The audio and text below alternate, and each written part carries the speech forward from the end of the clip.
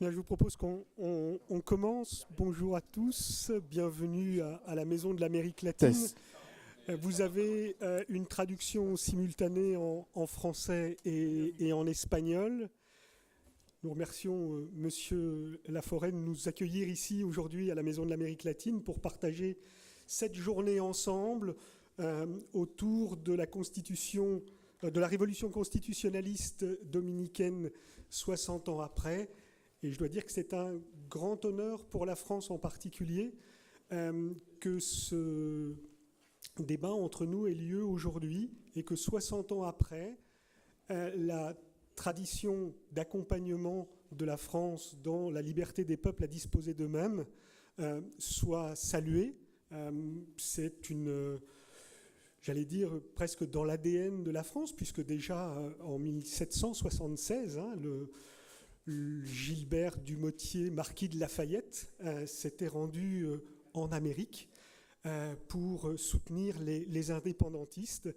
Et le général de Gaulle, dans cette tradition française, s'est inscrit dans le soutien des peuples d'Amérique latine, et en particulier de République dominicaine, vers une plus grande liberté.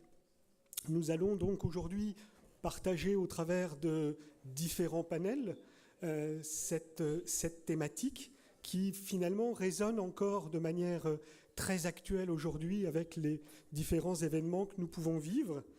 Je laisserai évidemment dans un premier temps la parole à Laura Faxas, qui est ambassadeur de la République dominicaine en France et qui a occupé de nombreux postes diplomatiques en Europe, et notamment son dernier poste à Vienne. Et puis, nous aborderons très rapidement une table ronde à partir de 9h30 autour du thème du contexte de la Révolution d'avril de 1965 et l'intervention américaine. Ce débat, ce panel, sera partagé entre Monsieur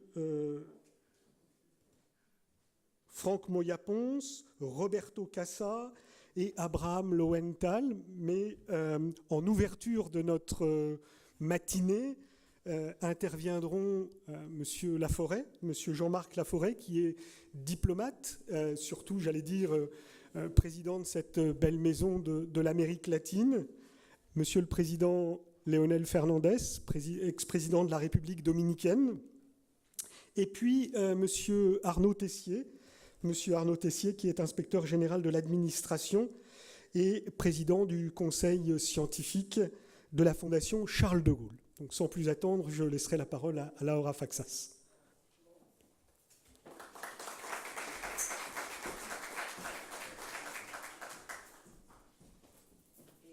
Je vais faire une petite présentation de ce colloque. Et avant de passer la parole au président Fernandez, à Jean-Marc Laforêt qui nous accueille dans cette belle maison, et à M. Tessier pour la Fondation Charles de Gaulle. Et avril 65, tout Dominicain connaît la signification de ces deux mots. Avril 65, c'est un peuple en armes, une génération engagée dans la lutte contre la dictature de 30 ans de Rafael Leonidas Trujillo et en faveur de la démocratie, et un groupe de jeunes militaires qui se sont mariés avec la gloire en s'opposant au coup d'État de 1963, ayant renversé le premier gouvernement démocratiquement élu par le peuple, celui du professeur Juan Bosch, et la nouvelle constitution de 1963 progressiste et démocratique mise en place par son gouvernement. 3 jours, du 24 au 27 avril, furent insuffisants au peuple, presque sans matériel militaire, mais habité par le courage, pour vaincre les forces militaires et politiques antidémocratiques à l'origine du coup d'État. Mais la réponse des États-Unis ne se fera pas attendre. Et le 28 avril, les forces armées nord-américaines débarquent pour la 10e fois au XXe siècle en République dominicaine, changeant la destinée de l'insurrection et de la démocratie dominicaine. La France, à travers les déclarations du général de Gaulle par les positions prises par les intellectuels, par les rôles importants de la presse, ont apporté un soutien important à la République dominicaine durant les événements en mettant en avant la défense de l'autodétermination, la souveraineté des nations et en questionnant les droits des États-Unis d'intervenir. Il n'est pas anodin de rappeler que nous sommes ici, dans la Maison de l'Amérique latine, inaugurée par le général de Gaulle en 1946. Cette journée nous réunit pour analyser, approfondir et interroger la signification de cette révolution constitutionnaliste d'avril 65, dans cet autre moment historique de césure que nous vivons aujourd'hui. C'est un moment de mémoire porté sur l'avenir, la lutte de l'homme contre le pouvoir et la lutte de la mémoire contre l'oubli, écrivait Milan Kundera. Il semble important de revisiter cet événement à la lumière de la toujours difficile construction de la démocratie, mais aussi au regard de la crise actuelle de la démocratie dans ces moments que nous vivons, particulièrement basculés par l'arrivée de Donald Trump à la Maison-Blanche, où l'incertitude et le chaos semblent s'être emparés du scénario international, mais aussi du milieu universitaire et scientifique nord-américain. Je laisse la parole pour l'introduction à M. Laforêt, M. Fernandez et M. Teissier. Merci beaucoup et bienvenue. Je suis très honorée de compter avec votre présence.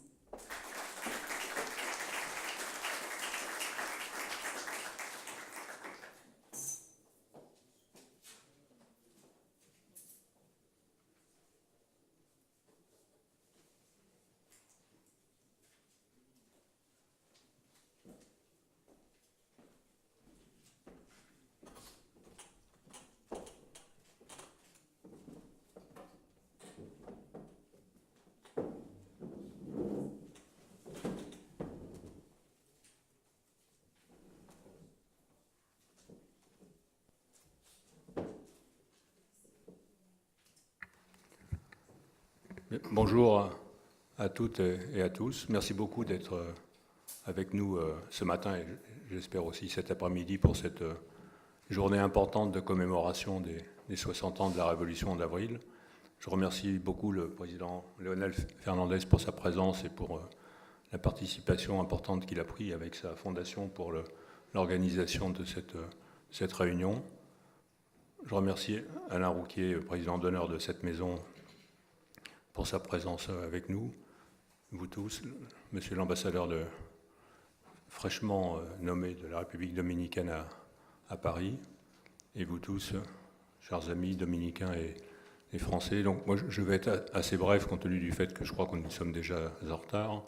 Donc je voulais essentiellement vous souhaiter la bienvenue, vous dire, comme l'a rappelé Laura Fachias, et j'en profite vraiment pour féliciter Laura pour son travail, parce que je crois que ça fait à peine 2 mois que nous nous sommes rencontrés pour évoquer l'idée de cette journée. Et je dois dire qu'en si peu de temps, vous avez réussi à faire un nombre incroyable de choses, réunir beaucoup de gens et beaucoup d'éléments de ce programme très riche. Et vraiment, je suis très, très admiratif.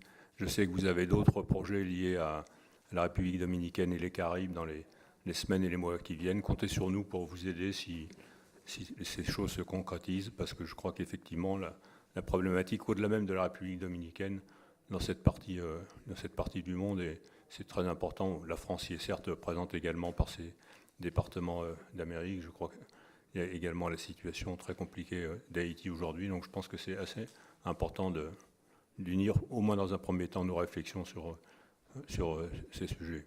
Voilà, moi je ne vais pas en dire beaucoup plus parce que vous allez apprendre beaucoup de choses aujourd'hui sur ce qui s'est passé il y a 60 ans. Comme l'a dit Laura, je trouve que c'est parfois l'espèce de télescopage de l'histoire. Ce n'est pas forcément un mauvais moment pour évoquer la relation entre une superpuissance au nord du continent américain et un pays des Caraïbes.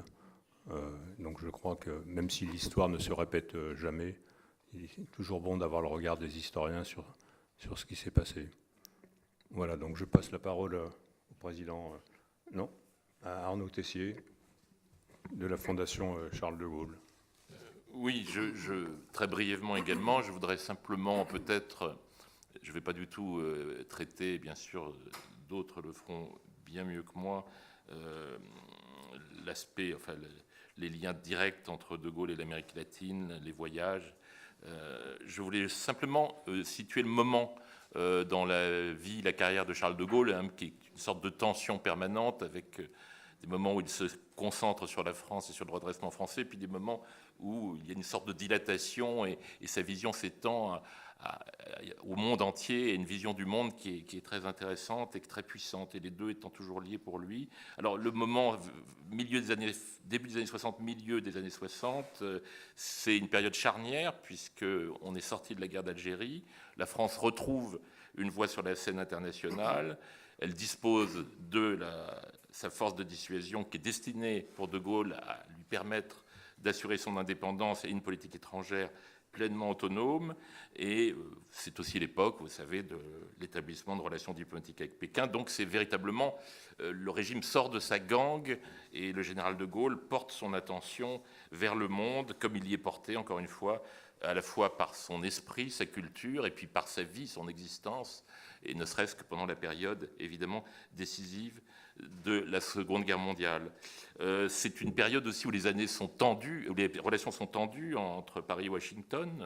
On sait que les relations entre le général de Gaulle et le président Johnson sont désastreuses. On est 2 ans après la crise de Cuba, qui a été un peu le maître étalon de la position française, c'est-à-dire loyauté absolue envers Washington face à une menace de la guerre froide, mais un refus de s'aligner sur des intérêts strictement américains. Et c'est une autre voie qui émerge au sein du camp occidental, sans pour autant tomber ni dans la naïveté, ni dans l'illusion. Et puis le continent américain, auquel De Gaulle va consacrer 2 longues visites en 1964, un lien affectif fort, qui est lié évidemment à la façon dont l'Amérique centrale et l'Amérique latine ont répondu massivement à l'appel de la France libre, les comités France Forever, je rappelle 300 sur les 400 existants, notamment à l'initiative de Soustelle, Jacques Soustelle, des artistes, des écrivains. L'annonce de la libération de Paris en août 1944, qui est accueillie par une manifestation de liesse à Mexico. Évidemment, tout cela, c'est présent dans l'esprit de De Gaulle. C'est intéressant d'ailleurs de noter, en plus, la fascination évidemment pour la latinité, pour ce qu'il considère comme une sorte de prolongement aussi de la civilisation de l'Occident. Et il y a une formule qui m'a beaucoup frappé, c'est lorsqu'il évoque les raisons, quand il parle, je crois que c'est en 61, d'une étroite entente dont les raisons sont à la fois psychiques et politiques. Et je crois que quand il parle de relations psychiques, de raisons psychiques, je pense que le terme, comme souvent chez De Gaulle, est un terme qui a une certaine force et qui signifie vraiment que c'est une relation qui touche non seulement à la politique, à la culture, mais à l'âme des peuples. Et c'est quelque chose aussi de très profond chez De Gaulle. Et simplement, c'est le dernier point que je voulais évoquer, vraiment pour situer simplement ce moment extraordinaire, cette ouverture vers l'Amérique latine qui correspond à une étape décisive dans la carrière, dans le destin plutôt historique de De Gaulle, c'est qu'on y voit s'affirmer sa conception de la souveraineté, qui n'est pas du tout une conception où la souveraineté serait identifiée à la puissance, de même que la politique étrangère de Gaulle, sa grande politique étrangère, et le message qu'il adresse à l'Amérique latine n'est pas du tout un message de pure rhétorique, une exaltation purement rhétorique de la grandeur. C'est quelque chose qui repose sur l'idée que la démocratie, les civilisations la démocratie, c'est une forme de civilisation qui a une dimension évidemment sociale et culturelle très profonde. Et donc pour lui, la conception de la souveraineté, elle est un petit peu liée à celle que définissait Simone Weil, philosophe qui avait été si proche de la France libre, qui disait la force brute n'est pas souveraine ici-bas, elle est par nature aveugle et indéterminée. Ce qui est souverain ici-bas, c'est la détermination, c'est la limite. Et donc, pour De Gaulle, la souveraineté, ce n'est pas quelque chose qui est une manifestation de puissance ou d'hyperpuissance. Comme dit le grand juriste Alain Supiot, la souveraineté incarnée par De Gaulle n'est ni personnelle ni solitaire. Elle est consciente des limites de sa puissance et de la nécessité vitale de coopérer avec ses alliés, de même que pour De Gaulle, évidemment, la coopération entre les États va être absolument capital. Donc, c'était vraiment le point que je voulais souligner. On n'est pas simplement avec cette ouverture vers l'Amérique latine, ce contact extraordinaire que De Gaulle va nouer avec les peuples d'Amérique latine. On n'est pas dans quelque chose qui relève évidemment ni de la figuration, ni d'objectifs politiques un peu terre à terre, mais c'est véritablement une vision de la civilisation, une vision de la souveraineté qui est extraordinairement équilibrée, nourrie par la culture et par la foi ardente dans les principes de la démocratie. Et c'est une façon quand même de rappeler à quel point aujourd'hui, tant dans les relations avec l'Amérique latine que sur un plan international de manière générale, cette vision de la souveraineté de De Gaulle est d'une actualité évidemment brûlante, cette idée que la souveraineté, c'est évidemment la vraie, c'est le contraire de la force brute, et cela repose sur la coopération entre des États souverains mais respectueux les uns des autres. Voilà, je vous remercie.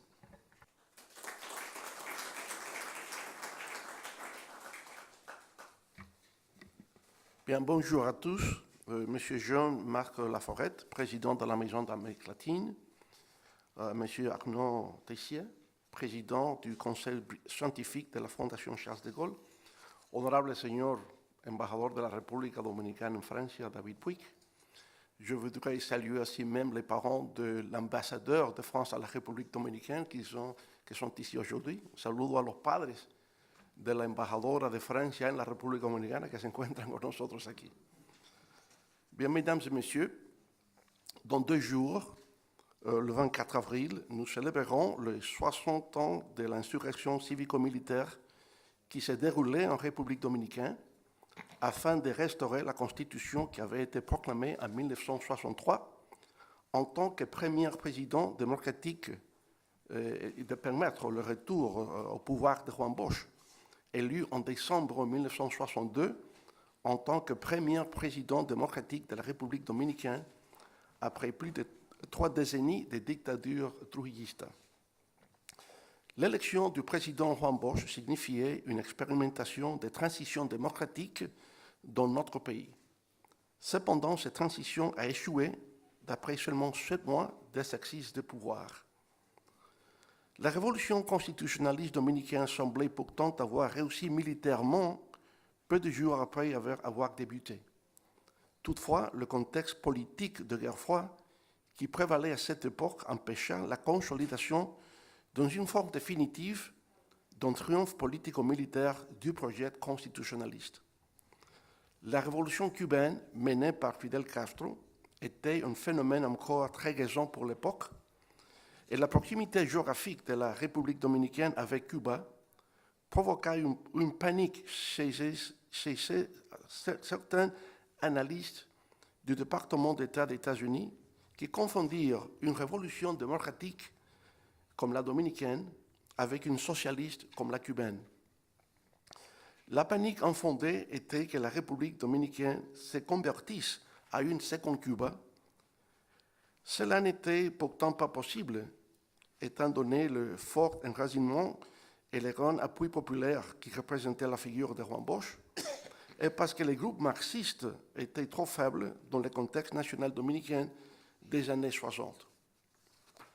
L'intervention militaire des États-Unis du 28 avril 1965, seulement 4 jours après le début de la révolution armée, a constitué une grave erreur géopolitique et stratégique qui a empêché la consolidation démocratique de la République dominicaine.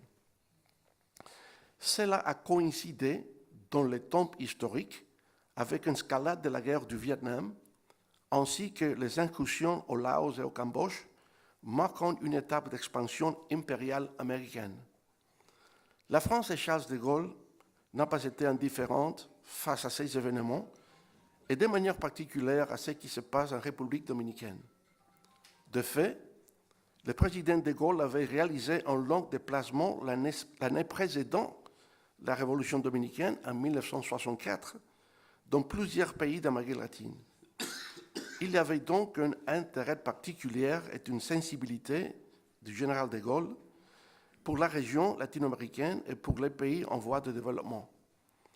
Il s'est alors converti en un symbole en faveur de la pleine indépendance, la souveraineté, l'intégrité territoriale et l'autodétermination des peuples. La révolution constitutionnaliste dominicaine a culminé au milieu des négociations qui se sont déroulées à travers l'Organisation des États américains, OEA, laquelle a également commis l'erreur d'avoir légitimé une intervention militaire étrangère dans l'un des pays membres. À 60 ans de cet épisode historique fondamental dans la vie d'un peuple latino-américain, il est important, d'un point de vue historique, mais aussi politique et institutionnel, de réaliser aujourd'hui cette rencontre organisée par la Fondation globale Démocratie et Développement avec l'appui de la Fondation Charles de Gaulle au sein de cette institution de grand prestige qu'est la Maison de l'Amérique latine.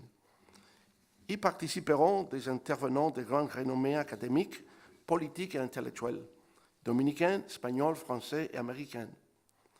Nous sommes convaincus que la réflexion qui se déroulera pendant cette journée de colloques contribuera non seulement à une meilleure compréhension du passé, mais également à une interprétation enrichie des défis qui traversent la démocratie actuellement, ainsi que ses perspectives futures.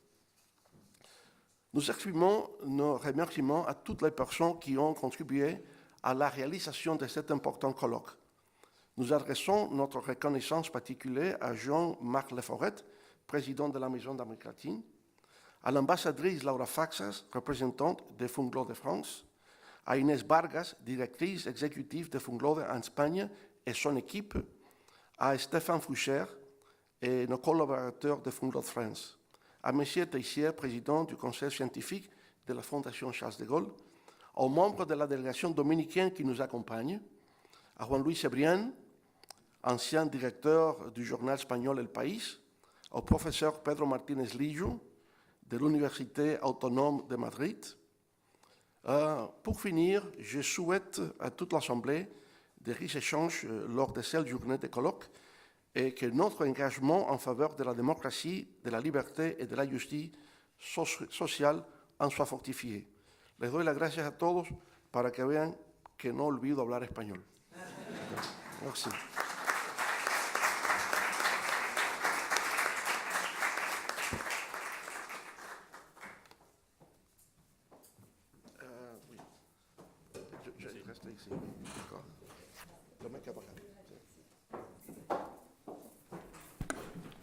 Je vais intervenir une autre fois pour vous présenter à peu près la journée, que vous aurez une idée de comment va se passer la journée. Je sais qu'il y a un programme, mais parfois c'est mieux l'écouter aussi.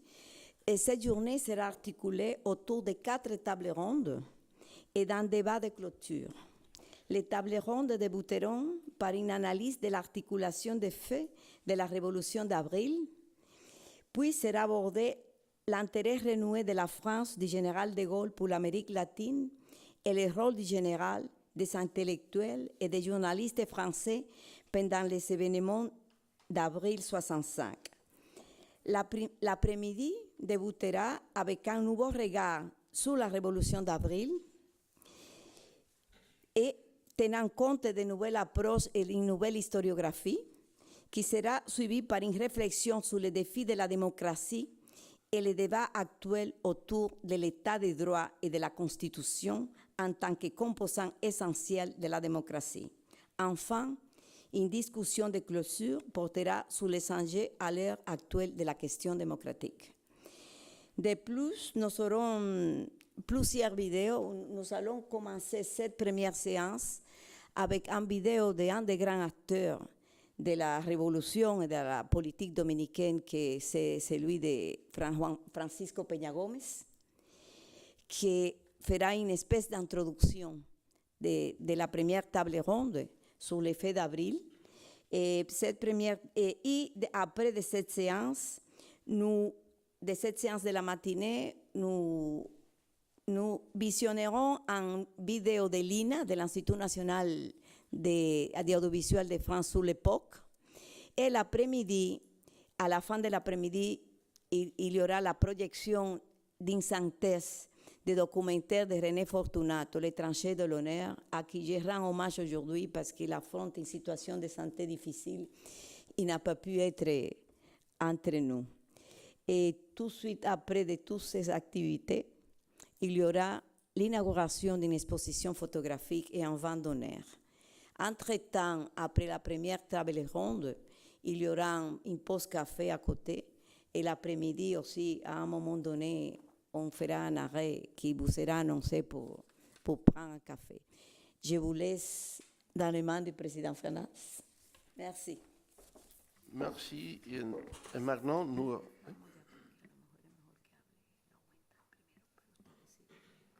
Ok. Bueno, vamos a cambiar un poco el orden de la presentación. Vamos a empezar, nous commencerons avec le professeur Abraham Lowenthal, l'auteur du livre L'intervention américaine à la République dominicaine. Il parlera en espagnol, mais il est américain. Hein? Professeur Lowenthal.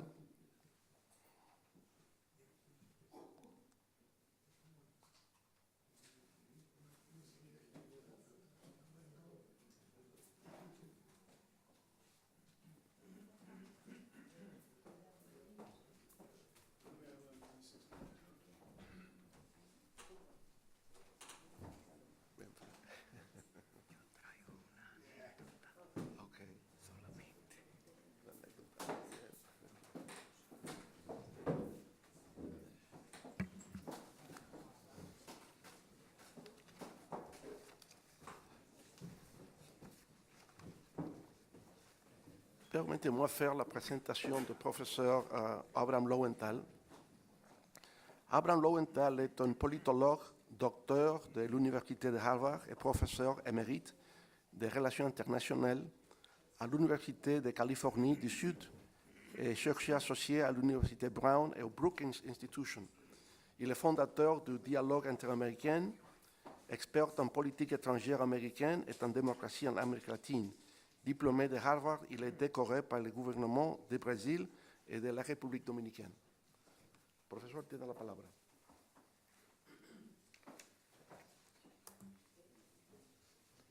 Bueno, muchísimas gracias por la invitación a París y a este seminario que me afecta mucho por razones que van a conocer. Sean mis primeras palabras de gran agradecimiento no solamente por la invitación a estar con ustedes en esta fecha, sino a todos los dominicanos que me formaron como profesional en los años muy joven que pasé en Santiago de los Caballeros, donde fui enviado por la Fundación Ford como un experimento de su grupo de personal, mandado a trabajar para la Asociación para el Desarrollo Incorporado de Santiago, cuyo presidente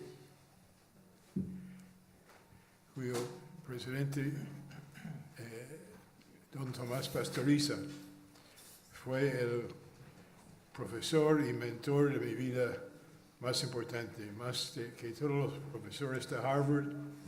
Él me enseñó todo sobre la política, sobre la historia de su país y especialmente me habló y me mostró cómo funciona un hombre que crea instituciones en el sector privado, en el sector público, en el sector educacional, de agricultura, etc. Entonces, sin saber que en el momento que esto fue lo que estaba aprendiendo, salí de Santiago de los Caballeros después de 2 años, un analista de la política internacional, porque todos estos eventos que estamos pensando, yo viví como un muchacho de 23, 24 años, pero también de crear en mí un hombre que ha creado instituciones académicos y políticos, poniendo en práctica lo que aprendí de la asociación y especialmente del señor Pastoriza. Así es que tengo mucha emoción en volver a estar con un grupo dominicano y pensando de de estos tiempos y también tener la posibilidad otra vez de reunirme con el presidente Leonel Fernández, cuyo admiro mucho. Mi proposición hoy es hablar primero de los eventos del año 65 desde el punto de evaluación después de tantos años. No de entrar en detalles de quién hizo qué y cómo fue eso, y etcétera, etcétera, que hay muchos libros, incluyendo un libro mío que tiene bastante información, pero también hay muchos otros autores y esto se puede conseguir. Lo que pienso dedicarme hoy en esta exposición es evaluar la intervención norteamericana en Santo Domingo en este año 65, no como parte de la historia dominicana, que abundan expertos en este tema aquí en la sala, sino desde el punto de vista norteamericano, o sea, evaluar lo que se puede aprender de esta experiencia de 65 desde el punto de vista de Estados Unidos y su política exterior, y decir algunas cosas quizás van a ser controversial. Espero que sí, porque creo que estoy aportando una visión que no se ha escuchado mucho. Y después voy a terminar, si el tiempo me permite, sacando de este análisis y evaluación y de mis otros estudios y experiencias a través de los años, unas pocas palabras sobre el momento en política internacional que estamos viviendo ahora, y por la relevancia de las lecciones de la experiencia de Estados Unidos en su intervención en Santo Domingo en el año 65, la relevancia de esta experiencia y su análisis honesto para el tipo de política exterior que tiene que desarrollar Estados Unidos para el futuro. Y en esto voy a hablar especialmente sobre la relación entre Estados Unidos y los países más cercanos a Estados Unidos, o sea, los países del Caribe, de Centroamérica y del aspecto más al norte de Sudamérica. Creo que esta región es crucial para el futuro político de los Estados Unidos por las grandes interrelaciones que hay y se han desarrollado precisamente en estos 60 años con estos países y territorios. Así es que es una combinación de dos ponencias que voy a tratar de ser bastante eficiente. La intervención militar de Estados Unidos en la República Dominicana, que involucró 23,000 soldados estadounidenses, comenzó hace 60 años, 3 décadas después de la promesa del presidente Franklin D. Roosevelt que Estados Unidos no llevaría a cabo invasiones unilaterales, las cuales hasta entonces habían sido comunes, frecuentes. Casi inmediato surgieron protestas sobre esta intervención en muchas partes del mundo y de las Américas, incluyendo las protestas y pronunciamientos del presidente de Gaulle, criticando el rechazo unilateral de Washington a la soberanía nacional de la República Dominicana. Aunque el gobierno estadounidense afirmó que estaba respondiendo a una solicitud de ayuda del gobierno dominicano, pronto se hizo evidente que la supuesta solicitud para las tropas habían sido redactado en inglés por un agregado militar estadounidense en la Embajada de los Estados Unidos en Santo Domingo y fue aprobado por un trío improvisado de oficiales dominicanos reunidos precisamente para este propósito. El propósito inicial anunciando la acción militar estadounidense era proteger las vidas de ciudadanos estadounidenses y otros extranjeros en el contexto de un golpe de Estado para derrocar a un gobierno dominicano que a su vez había derrocado a un régimen civil democráticamente elegido menos de 2 años antes. Pronto quedó claro que el objetivo principal de Estados Unidos era, en realidad, evitar que algunos funcionarios de Estados Unidos temían que pudiera convertirse en una segunda Cuba, o sea, otro régimen comunista en América. Esto era considerado por el gobierno de Estados Unidos y especialmente con el presidente Johnson como una amenaza para la seguridad y también, importante de recordarlo, riesgo político interno a su gobierno.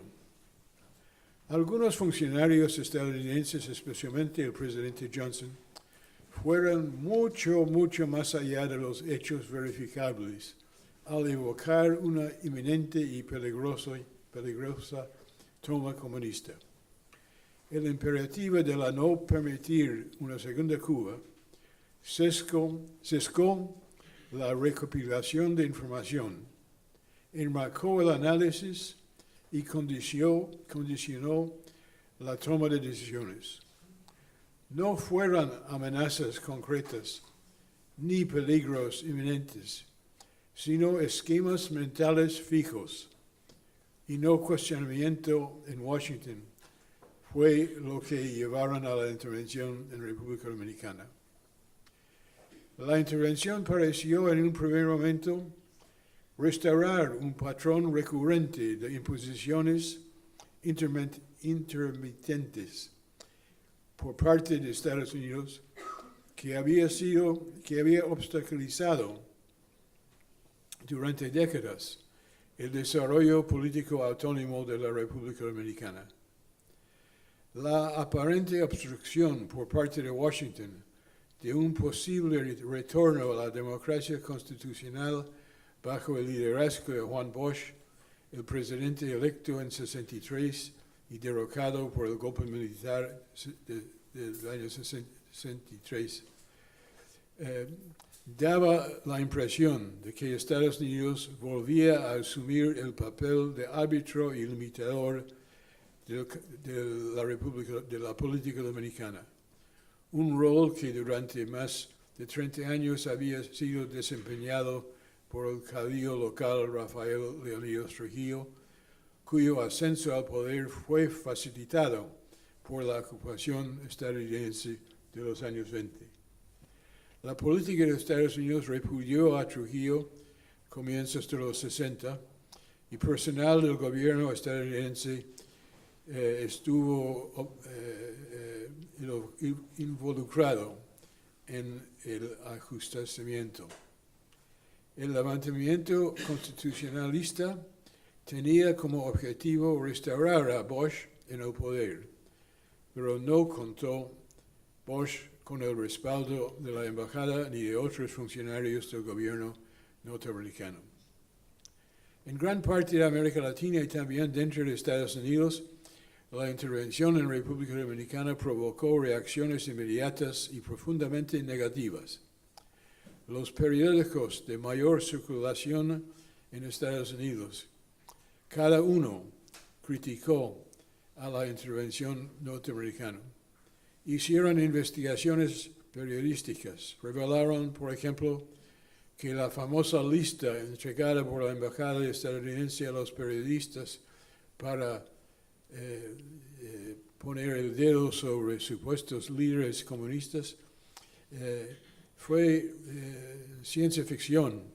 Fue una lista de gente, la mayor parte o muerte, o viviendo en Europa, o exilio, o de viaje, o simpatizantes del gobierno triunvirato, simplemente personas ajenas a cualquier actividad revolucionaria.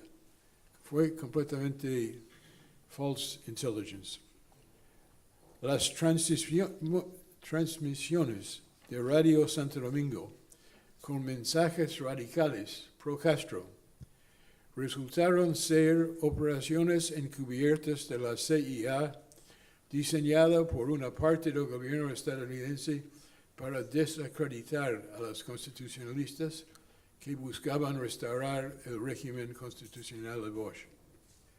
Varias figuras destacadas del gobierno norteamericano, incluyendo el presidente del Comité de Relaciones Exteriores del Senado, J. William Fulbright, rechazaron por completo las explicaciones del gobierno norteamericano, lo que estaba haciendo.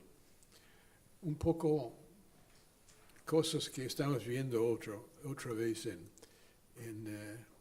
mi país. Lo que al principio fue ampliamente visto como un error de la política exterior estadounidense, acabó siendo, a través de los años, considerado por muchos en Washington como si fuera un éxito. ¿Cómo es posible?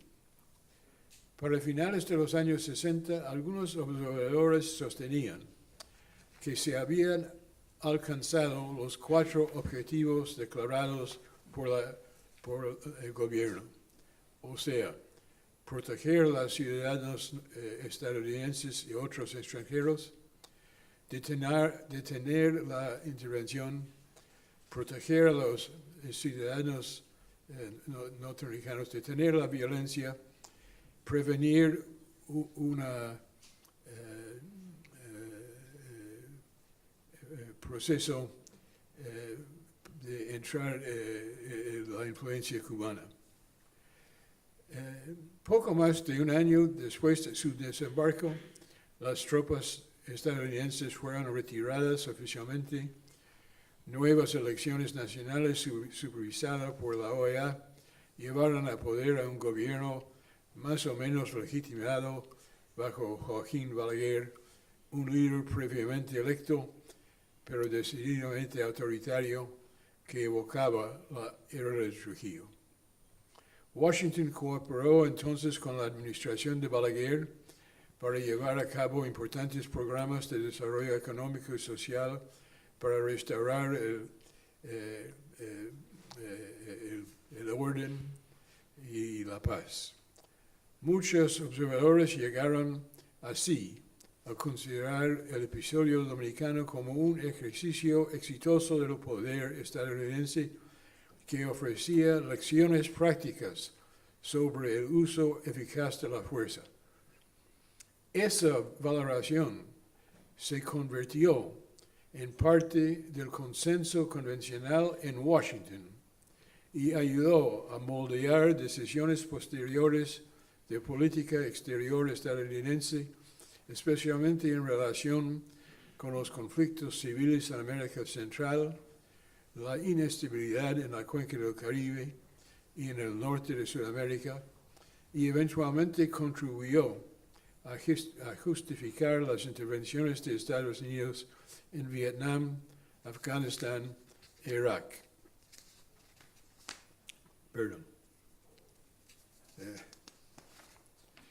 La evaluación casi convencional en Estados Unidos que la intervención en la República Dominicana fue, por esas razones, un éxito, se basó, sin embargo, en un cálculo completamente incompleto y engañoso de sus costos para la República Dominicana, para los Estados Unidos y para las relaciones interamericanas y hasta mundiales. Las valoraciones favorables de la intervención no prestaron suficiente atención a los aspectos del caso que facilitaron la retirada relativamente rápida de las tropas estadounidenses. La satisfacción con el resultado aparentemente favorable de la intervención desvió la atención de las profundas deficiencias de largo plazo del enfoque histórico y sostenido de Estados Unidos intervenir de manera intermitente en la vida de los países de la cuenca del Caribe. La intervención contribuyó a una relación conflictiva y prolongada entre Estados Unidos y toda la región que constituye para Estados Unidos su tercera frontera próximo, cerca al territorio norteamericano. Esta visión errónea de que la intervención en República Dominicana fue un éxito se basó principalmente en comparar lo que al principio, en abril de 65, fue percibido de manera generalizada pero equivocada como una situación peligrosa y amenazante para la seguridad de Estados Unidos. Reemplazarlo como una situación de tranquilidad en septiembre de 66, cuando las fuerzas estadounidenses completaron su retirada. Evaluar la intervención, su importancia, su relevancia para otras situaciones, requiere, sin embargo, considerar sus múltiples costos. Costos en muertes, costos financieras, costos políticos en la República Dominicana y también en la relación entre Estados Unidos y muchos otros países y tendencias.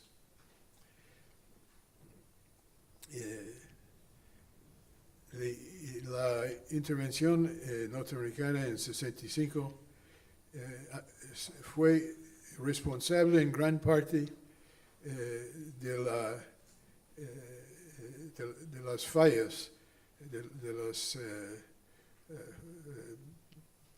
del no cumplimiento de la famosa Alianza para el Progreso, que fue tan contrario a lo que hicieron en Santo Domingo. Parecía a muchos latinoamericanos que todo fue OEA, no en el sentido de Organización de Estados Americanos, sino de otro engaño americano. Los esfuerzos por lograr apoyo para reformas básicas de la Carta de la OEA perdieron respaldo. La entonces propuesta de crear una fuerza interamericana de paz compuesta por unidades de países no pudo realizarse por la controversia sobre Santo Domingo, y así no existía una fuerza interamericana cuando hubiera sido realmente útil, como en el caso de Nicaragua en el 78. La intervención también redujo la posibilidad, no solamente en la República Dominicana, sino en toda América Latina y en muchos países del tercer mundo, de reformas socioeconómicas pacíficas en América Latina que muchos funcionarios de Estados Unidos de la época sinceramente deseaban. Tuvo consecuencias inmediatas en varios países al intensificar las fricciones entre grupos políticos opuestos y entre los estamentos militares locales y los partidos populares.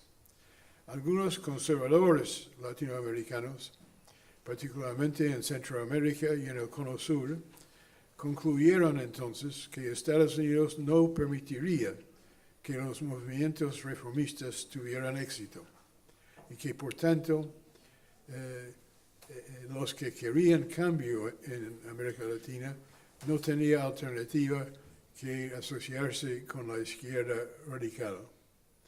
Por otro lado, algunos políticos latinoamericanos comprometidos con reformas sociales, económicas y políticas llegaron a la convicción que la intervención de Estados Unidos demostraba que Washington se opondría incluso a reformas democráticas en América Latina. Muchos líderes latinoamericanos no comunistas comprometidos con dichas reformas concluyeron que la obsesión de Estados Unidos con el anticomunismo hacía que Washington fuera incapaz de distinguir entre reformistas y comunistas. Esta tendencia de Estados Unidos en la práctica dejó a los reformistas pocas alternativas más que aliarse o no oponerse a la izquierda en varios países. La intervención militar tuvo consecuencias adversas también dentro de los Estados Unidos.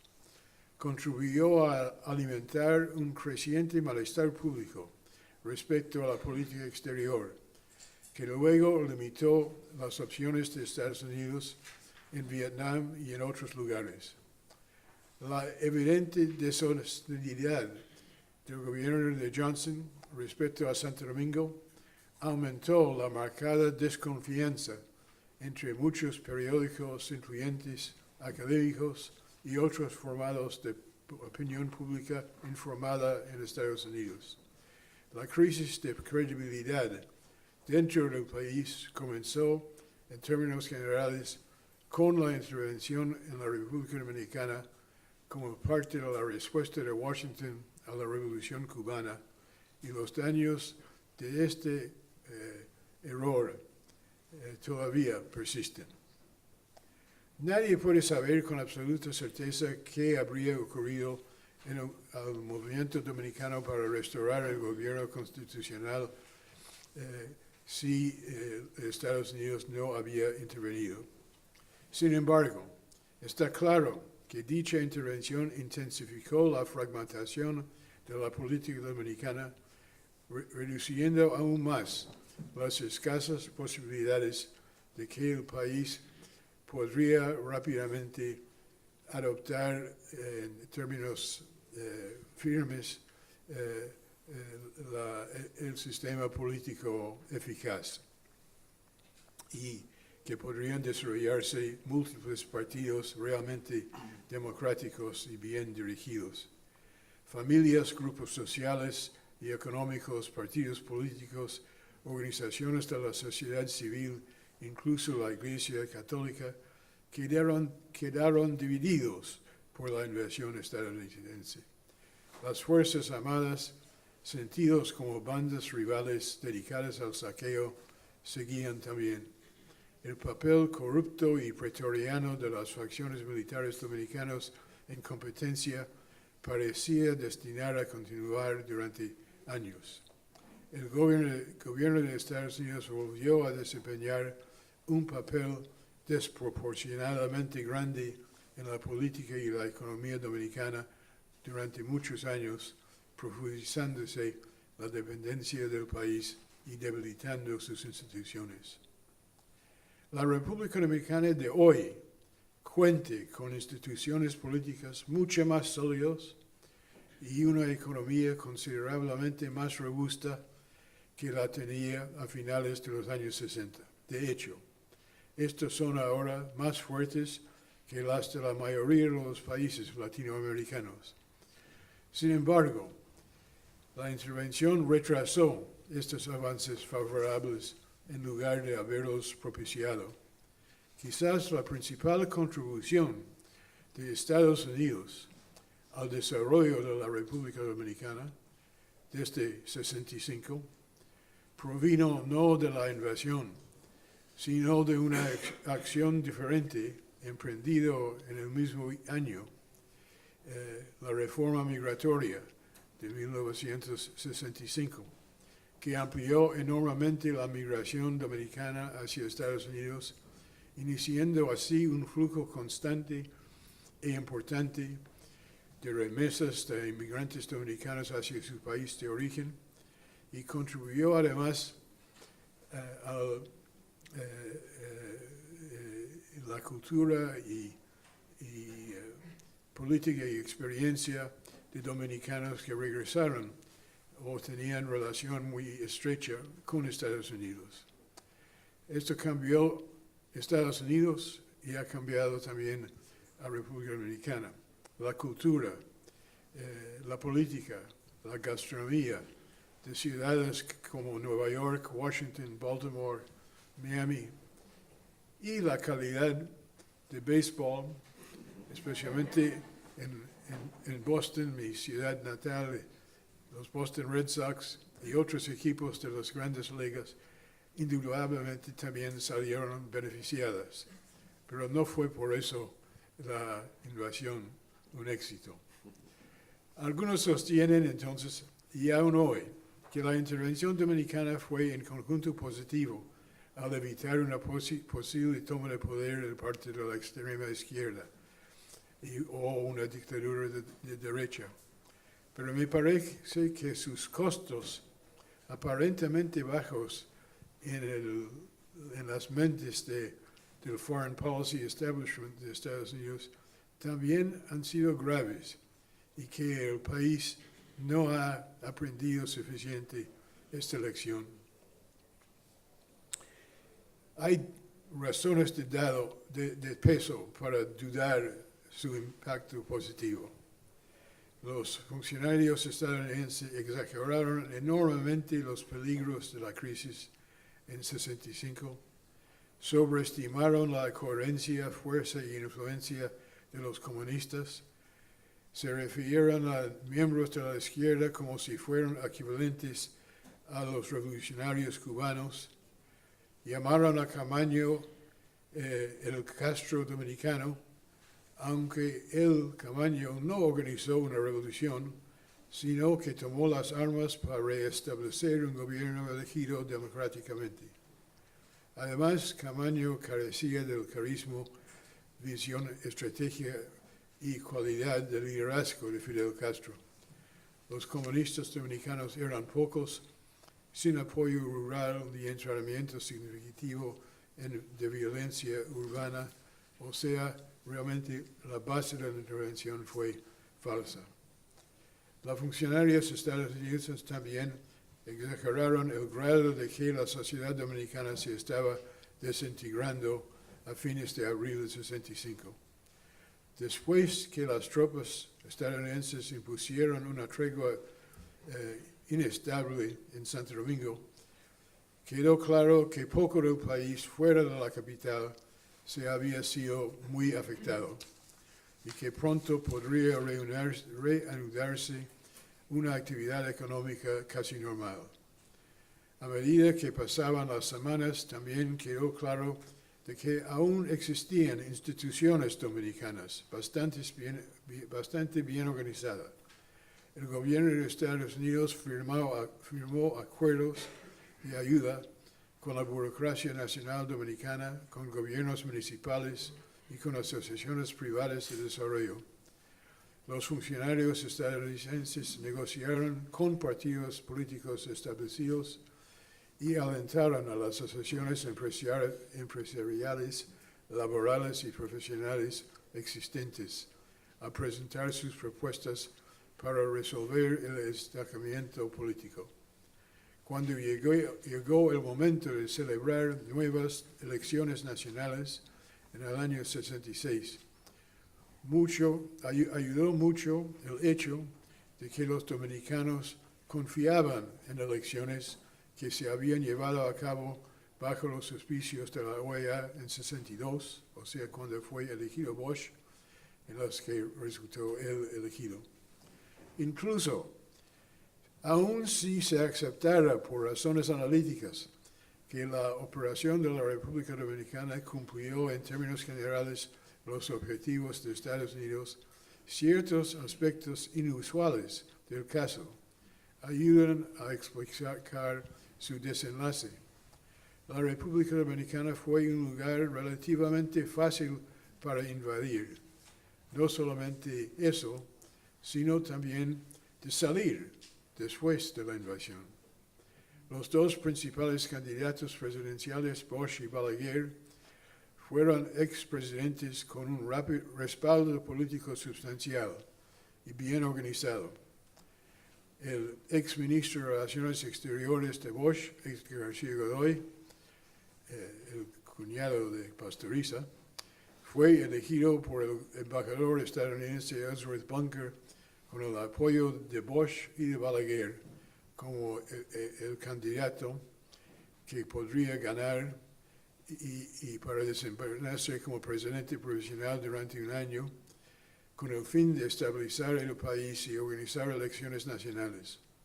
la paciencia y prudencia excepcional y mutuamente reforzada que demostraron García Godoy y Bunker facilitaron la pronta retirada de las tropas estadounidenses, al igual que lo hicieron las actitudes de Bosch y Balaguer.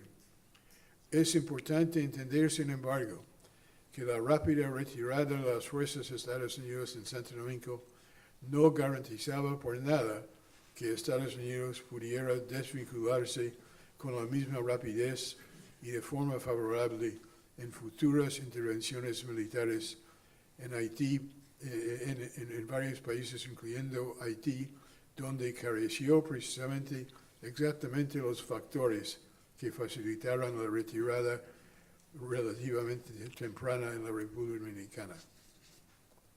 Perdón, estoy ya llegando a mi término aquí.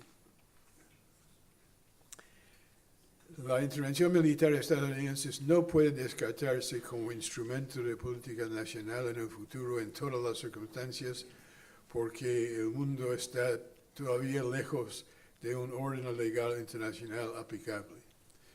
Pero sus altos costos, las consecuencias inciertas, incluso en condiciones favorables, la posibilidad de que futuras intervenciones serán más costosos y menos eficaz, deben ser siempre consideradas.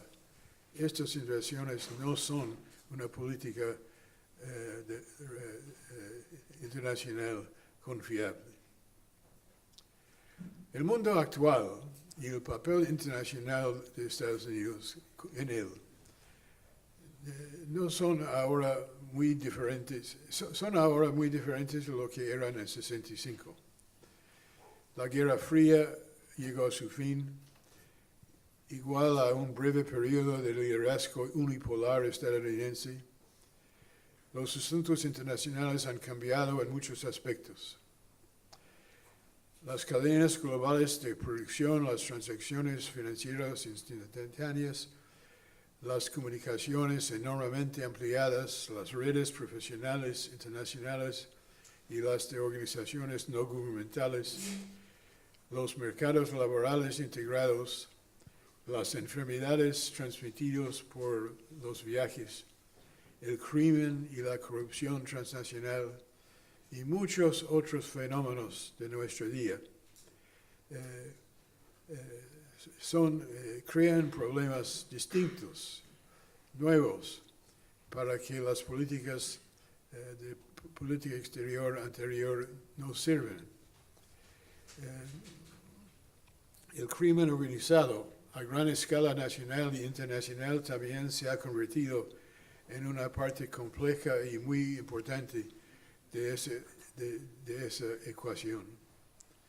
Un sector influyente en la opinión estadounidense que gobierna ahora aboga por reforzar la soberanía bajo el lema hacer a América grande otra vez o devolverse la grandeza de América. Tendencia nacionalista con eco, en cierta manera, en México, Canadá, Centroamérica, el Caribe y varios países sudamericanos. En estos y muchos otros países alrededor del mundo, un número significado de líderes y ciudadanos buscan proteger sus intereses frente a las imposiciones percibidas precisamente de Estados Unidos y de China. Las relaciones entre Estados Unidos y los países territorios de su vecindad inmediata son hoy más complejas y impredecibles que en el siglo XX. Existe una gran diferencia entre las relaciones de Estados Unidos con estos países cercanos y territorios cercanos y sus relaciones de los Estados Unidos con el resto del mundo.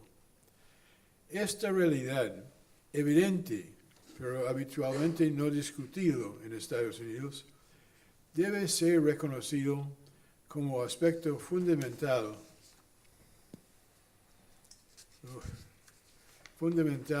para reformular la política exterior estadounidense y sus relaciones internacionales en un mundo y una época turbulentos. Personas, mercancías, dinero, crimen, ideas cruzan fronteras sin importar cuántos agentes fronterizos, tecnologías o discursos duros se emplea el gobierno norteamericano. Las realidades demográficas y económicas han cambiado drásticamente. Más del 60% de los mexicanos tiene familiares en Estados Unidos donde trabaja casi una quinta parte de la fuerza laboral mexicana. Más de 500,000 de jubilados estadounidenses, algunos estiman más, viven en México. Muchos estadounidenses viajan a México por vacaciones, salud o experiencia cultural. Más de 15% de las personas nacidas en los últimos 60 años, los 60 años que estamos celebrando, en el Caribe, México y Centroamérica, residen hoy en Estados Unidos. En México las remesas superan 25 mil millones de dólares anuales en muchos años y en algunos años más. En Centroamérica, República Dominicana, Haití y otras islas caribeñas, las remesas superan a la inversión extranjera y la ayuda internacional. Los votos y donaciones de las diásporas migrantes son claves de la política de origen y los de inmigrantes naturalizados importan cada vez más en elecciones estadounidenses. Pandillas y líderes criminales socializados en Estados Unidos actúan en ciudades como Los Ángeles, Phoenix, Minneapolis y en países como México, El Salvador, Haití y Venezuela. Las nociones clásicas de soberanía y medidas unilaterales tienen hoy mucho menos peso real, aunque siguen defendiéndose en discursos oficiales. Los problemas que derivan de la creciente interdependencia entre Estados Unidos, México y sus vecinos, tráfico de personas, drogas y armas, inmigración irregular, medio ambiente, salud pública, turismo médico, beneficios portales, desastres naturales, seguridad y gestión fronteriza, exigen políticas complejas. Estos temas intermésticos, o sea, con ingrediente internacional y doméstico, son difíciles de abordar porque los procesos democráticos empujan a los gobiernos a los dos lados en direcciones opuestas. Esto dificulta una cooperación estrecha y sostenida, especialmente en países con escasa capacidad estatal, como Guatemala, Honduras o Haití. Aún así, esa cooperación regional es vital, cada vez más urgente. Mis últimas palabras.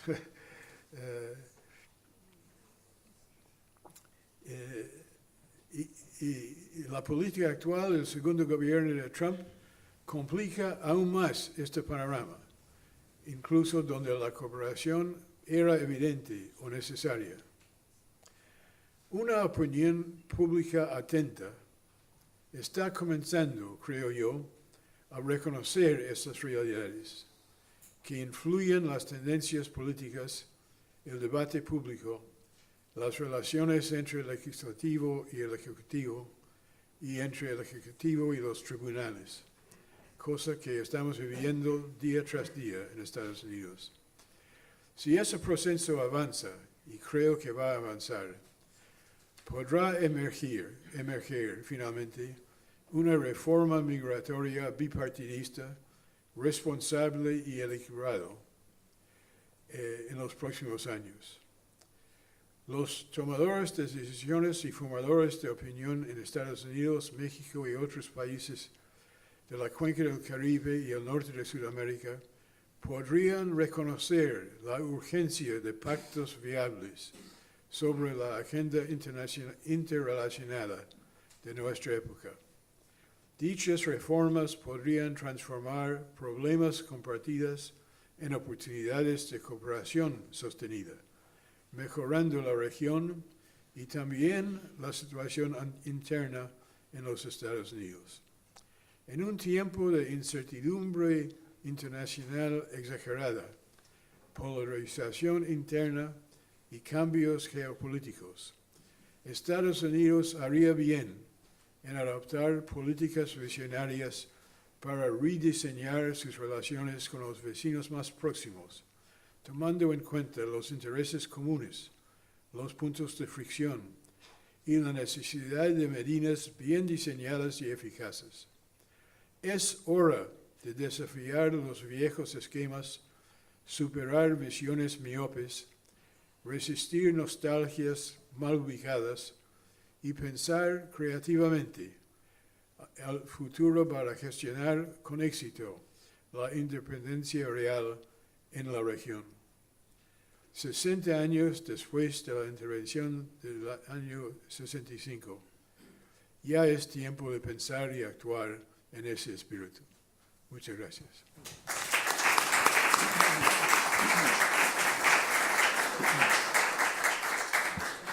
Muchas gracias, profesor.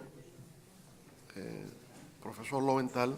Aquí tenemos una copia del libro del profesor Lowenthal, The Dominican Intervention, originalmente publicado en el 1971 y una segunda edición en 1994. Hay una versión en español con el título de El Desatino Americano. Bien, et maintenant, nous avons Franck Pons, un historien dominicain, auteur d'importantes œuvres de l'histoire et le patrimoine culturel du pays. Il est titulaire d'un doctorat en histoire latino-américaine et a enseigné dans des universités telles que la Pontificia Universidad Católica Madre Maestra de la République dominicaine, où une chaire d'histoire porte son nom, à Pucamaima. Et il a enseigné aussi même à l'Université de Columbia à New York. Il était président de l'Académie dominicaine d'histoire et par ailleurs, il a occupé le poste de ministre de l'Environnement pendant les années 2000 à 2004. Le professeur Franck Pons. Muchas gracias, presidente Fernández.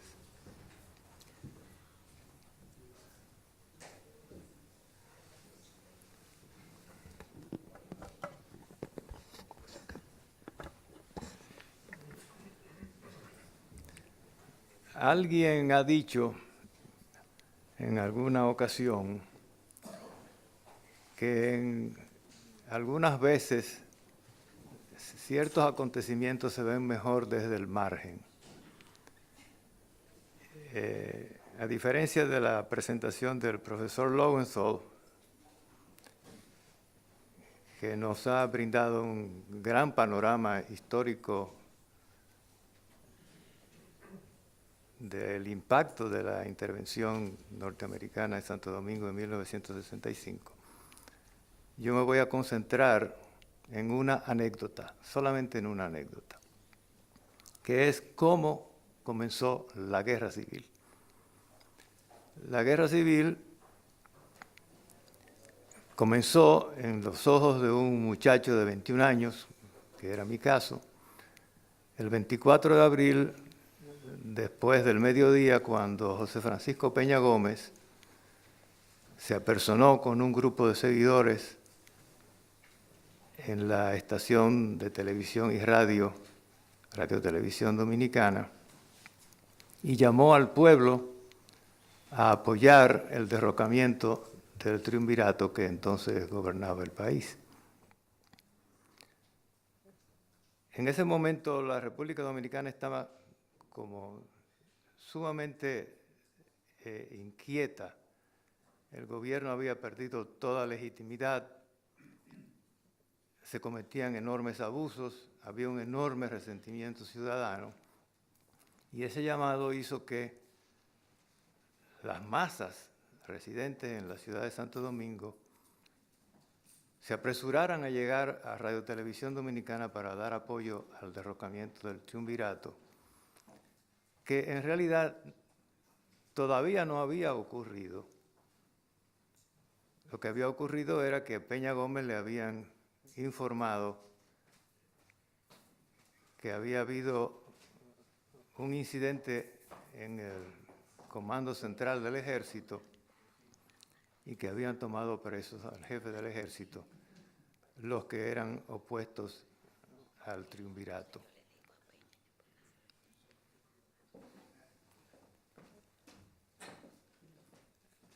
De inmediato se formó una enorme masa de personas, vamos a decir 10 o 15.000 personas, que fue enfrentada por la policía y quien disolvió la manifestación. Yo recuerdo aquella tarde del 24 de abril como una tarde de gran depresión política. La gente caminaba de nuevo a sus hogares, entristecidos porque realmente a su vista el triunvirato no había sido derrocado. Pero esa noche, el presidente del triunvirato, Donald Reid Cabral, fue a la televisión y dijo que efectivamente había habido una revuelta militar que no había sido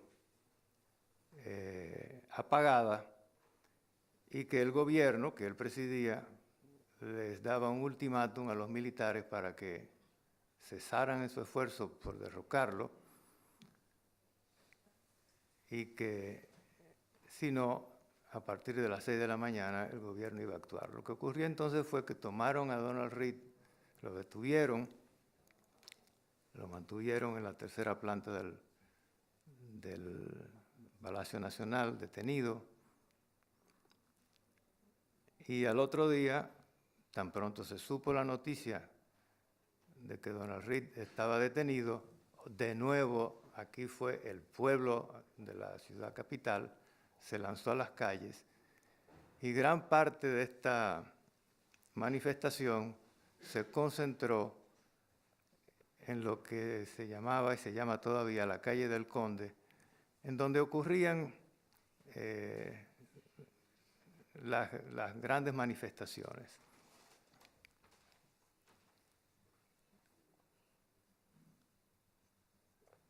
Los estudiantes de la universidad también corrimos hacia la calle El Conde. Y yo recuerdo que a eso de las 8:30, 9 de la mañana, habían unos cuantos militares, oficiales, recuerdo muy bien a Manuel Núñez Noguera, que estaban colocando ametralladoras calibre 30 y calibre 50 en los edificios más altos de las esquinas de la calle Palo Hincado y El Conde.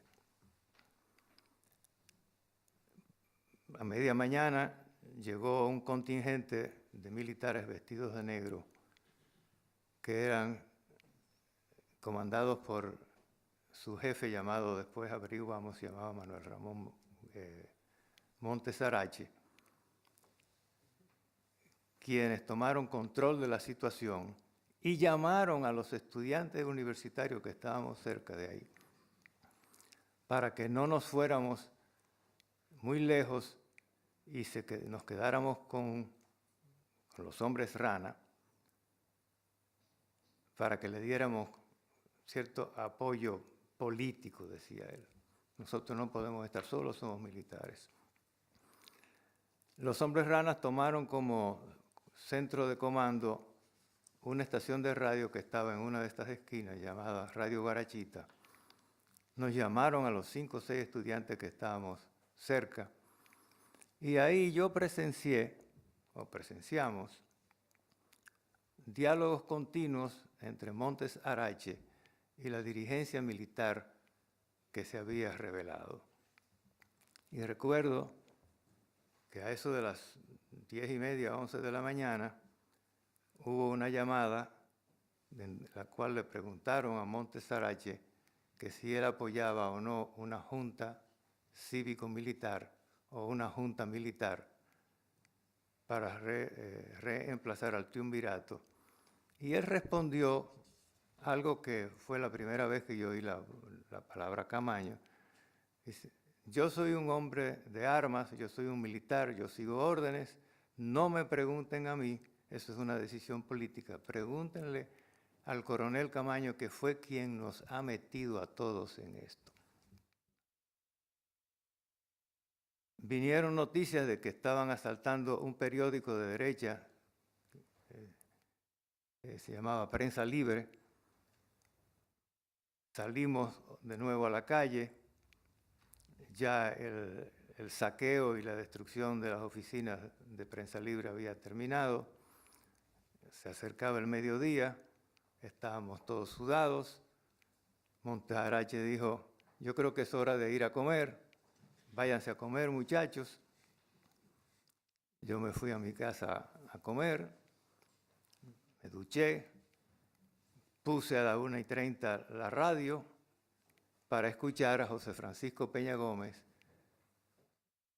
reportar lo que estaba ocurriendo en su programa diario llamado Tribuna Democrática. Y José Francisco Peña Gómez hizo una larga exposición explicando que el triunvirato había sido derrocado, que Donald Reid estaba detenido, y llamando al pueblo dominicano, a todo el pueblo, a que se apersonara en el Palacio Nacional para juramentar el gobierno constitucional que debía sustituir al triunvirato y que debía ser presidido por el presidente de la Cámara de Diputados, Rafael Molina Ureña, que lo era en la línea de sucesión porque el presidente del Senado estaba en el exilio y que todo el mundo pedía a Peña Gómez estuviera en el Palacio a las 3 de la tarde para darle apoyo al nuevo gobierno constitucional. Yo estaba muy politizado en esa época, como los estudiantes universitarios. Fui al Palacio Nacional, eso estaba lleno de gente, había miles de personas tratando de entrar al Palacio Nacional, y en la verja y en la puerta, empujando, hasta que finalmente los soldados que estaban ahí abrieron las puertas del Palacio Nacional, de los jardines. Y los jardines se llenaron de gente, pero también la gente subió al palacio y empezó a recorrerlo por dentro para conocer el palacio por dentro. Todo el mundo lleno de curiosidad. Era la primera vez que el pueblo entraba al palacio construido por Trujillo. Yo recuerdo que me acompañaba un joven dirigente del PRD, Almanzor González. El profesor después subió. Y junto con Almanzor recorríamos, en fin, todos los pasillos, las galerías. Habían unos empleados del palacio cerrando con llave las oficinas. Y ahí nos pasamos la tarde, todo el mundo hablando y comentando. Bueno, aquí está el pueblo está en el gobierno, pero el gobierno todavía no ha sido juramentado. El presidente que se iba a juramentar, nadie lo veía. Pero a eso de las 5 de la tarde, vinieron 2 aviones de la Fuerza Aérea, hicieron un giro sobre el Palacio Nacional, volvieron al mar y vinieron, y uno de ellos disparó un cohete después de varias ráfagas. Y ese ataque resultó en la muerte de un diputado del PRD. Y en las heridas en las nalgas por una esquirla de uno de los soldados de la Guardia Presidencial. Y después otro cohete cayó en los jardines, no le hizo daño a nadie.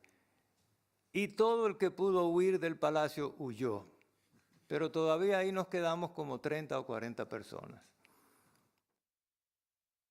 Yo tenía 21 años, muerto de la curiosidad y muy politizado porque yo quería que el triunvirato terminara. A eso de las 5 de la tarde había una conferencia nuevamente de militares en uno de los despachos, tratando de decidir si dejaban a Molina Ureña que se juramentara como presidente o si se formaba una junta militar. Finalmente prevaleció la opinión de que Molina Ureña debía ser juramentado presidente. Y en una ceremonia totalmente informal, sin ninguna mayoría, él fue juramentado presidente, de hecho. Pero ya comenzaba a oscurecer. Entonces, la gente empezó a irse.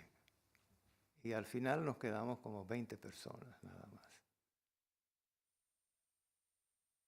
Una de estas personas había trabajado en el gobierno de Bosch como consultor o subconsultor jurídico, Luis Moreno Martínez. Y de alguna manera consiguió que abrieran las oficinas de la consultoría jurídica y ahí nos instalamos.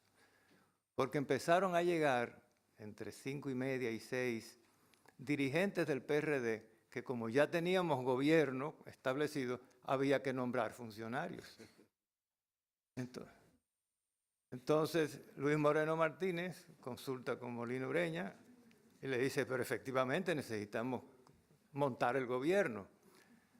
Entonces Luis Moreno Martínez tomó una maquinilla, comenzó a escribir los decretos, a nombrar personas. Pero se dio cuenta de que estando ahí de mecanógrafo estaba perdiendo función política. Y pregunté, ¿aquí no hay un mecanógrafo? Y yo dije, yo soy mecanógrafo. Entonces, dice, pues ven, siéntate tú y haz tú los decretos. Entonces, nos reímos, pero así fue.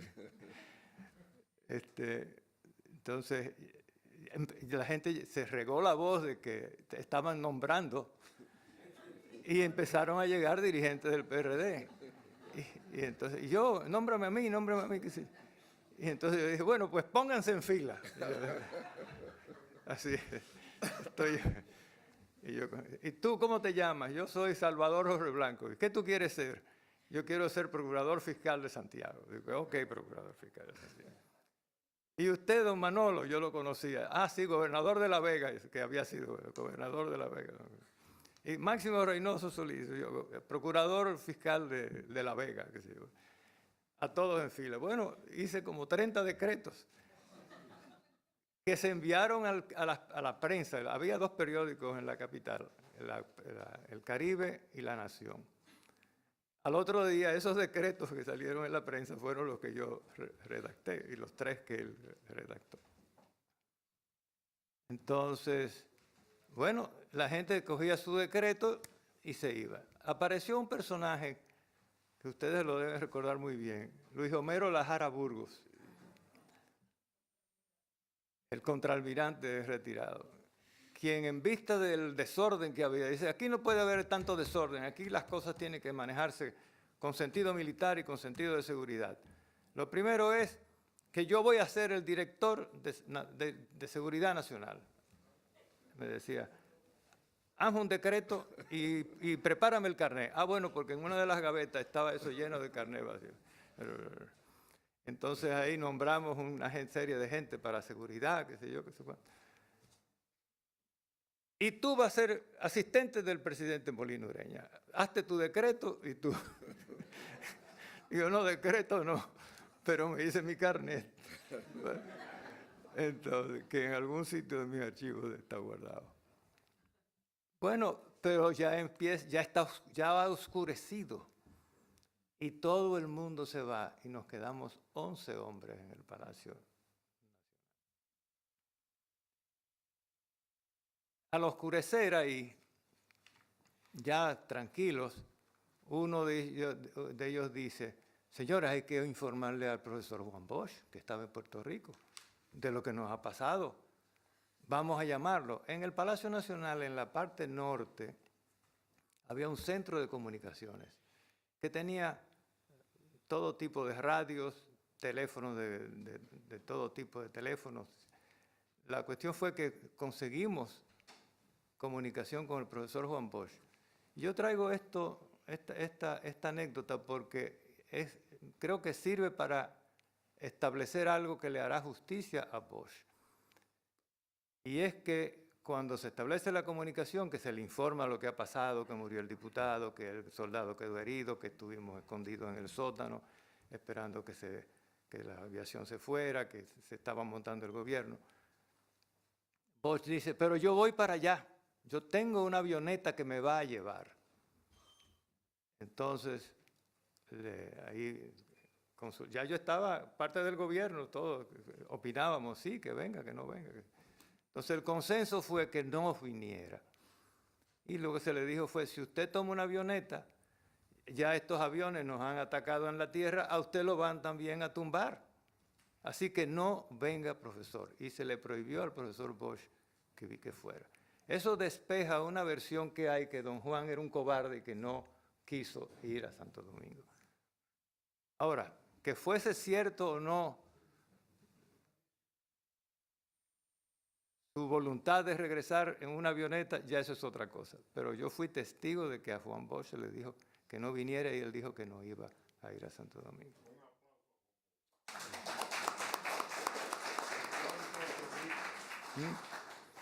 Bueno, ese es algo que yo quería aclarar y por eso he tomado esta ponencia, esta participación con este tono anecdótico, porque hay otra anécdota importante. Nos quedamos entonces, ¿dónde nos quedamos? Además ya son las 7:30, las 8, 8:30 de la noche. Ya. Tenemos hambre. Entonces alguien dice, en el despacho tal están las neveras con algo de comida. Ahí hay galletas, hay jamón y hay agua Poland. O sea, que era un agua canadiense.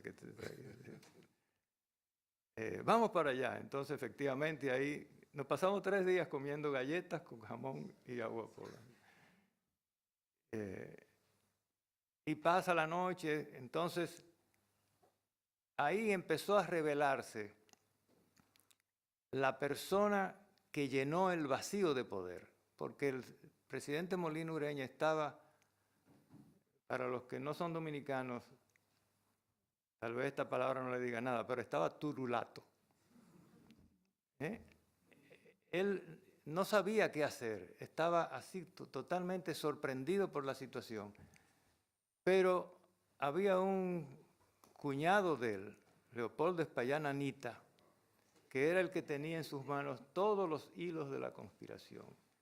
El que recibía las llamadas, el que llamaba a los generales, el que llamaba a los oficiales, el que explicaba, el que tomaba las llamadas de otros políticos y demás. Esa noche gobernó el país, Leopoldo, gobernó el país, gobernaba Leopoldo Espallán Anita. Finalmente apareció otra oficina que tenía una estela de sangre en el escritorio y todos nos espantamos, que era la oficina del subsecretario administrativo, don Fabio Herrera Cabral. Años después yo le conté esta anécdota y le pregunté que esa sangre de dónde salía. Y me dice, sí, eso fue que en la mañana yo había comprado un rifle de cacería y cuando fui a abrir el paquete, el clip me rasgó la mano y yo sangré mucho. O sea que no fue que hubo el asesinato ni la muerte de nadie en ese despacho. Entonces tomamos esa oficina que tenía dos ámbitos como centro de comando. A las 11:30 de la noche, y aquí viene la otra cosa el otro punto que yo quisiera dejar en el ánimo, sobre todo de los dominicanos, esclarecido, llamaron de la jefatura de la Marina de Guerra. Y el mensaje era del jefe de Estado Mayor de la Marina y sus ayudantes oficiales, que querían venir al palacio a esa hora de la noche, en comisión, a ponerse a las órdenes del nuevo gobierno constitucional. Aquello fue una gran noticia, vamos a tener el apoyo de la Marina de Guerra, que podría enfrentar a la aviación militar de San Isidro que nos había cañoneado en la tarde anterior. Llegaron los oficiales, encabezados por el general Rivera Caminero, estaba el comandante Fran Amiama, y otro comandante que yo lo conocí esa noche se llamaba Olgo Santana Carrasco. Y efectivamente llegaron y los 11 hombres que estamos ahí los recibimos y ellos comienzan a explicar que vinieron a darle apoyo al retorno a la constitucionalidad para que don Juan Bosch regrese, que ellos están muy comprometidos con la Constitución, que ellos son soldados obedientes, en fin, todo un discurso bastante positivo que nos entusiasmó mucho. Entonces Molina Ureña le dice, bueno, pues en ese caso, lleven las fragatas frente a San Isidro y cañoneen la base aérea de San Isidro. Ah, sí, señor, cómo no, mucho gusto, todo muy bien. Bueno, al otro día, efectivamente, desde el palacio se ve el mar como si fuera un telón y ahí enfrente estaban las unidades de la Marina, pero no cañonean a la base aérea. Años después, yo me hice amigo, fui amigo de Frank Amiama cuando era jefe de la Marina.